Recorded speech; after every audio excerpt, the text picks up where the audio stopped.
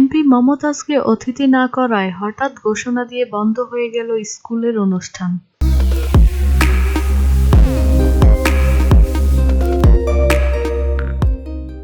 বিদ্যালয় প্রাঙ্গণে বড় প্যান্ডেল, অনুষ্ঠানের সব প্রস্তুতি প্রায় শেষ।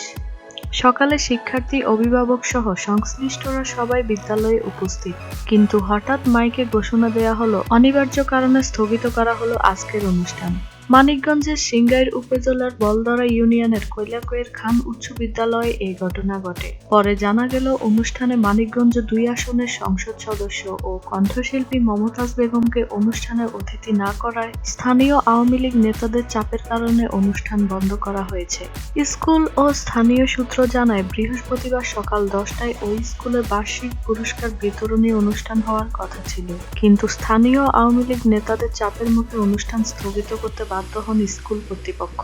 কৈলাকৈর খান উচ্চ বিদ্যালয়ের সূত্র ও শিক্ষার্থীরা জানান, বিদ্যালয় বার্ষিক ক্রীড়া প্রতিযোগিতা ও পুরস্কার বিতরণ অনুষ্ঠানে প্রধান অতিথি করা হয়েছিল যথারীতি সদর উপজেলার হাটিপাড়া ইউনিয়নের চেয়ারম্যান ও জেলা আওয়ামী লীগ সদস্য গোলাম মনির হোসেনকে।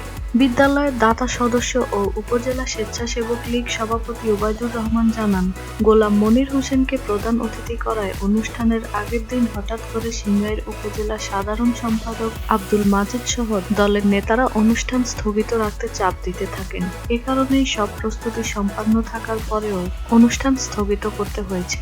তাদের সব প্রস্তুতি সম্পন্ন হলেও পরিচালনা কমিটির নির্দেশে অনুষ্ঠান স্থগিত ঘোষণা করতে হয়েছে বলে জানান বিদ্যালয়ের প্রধান শিক্ষক বেল্লাল হোসেন।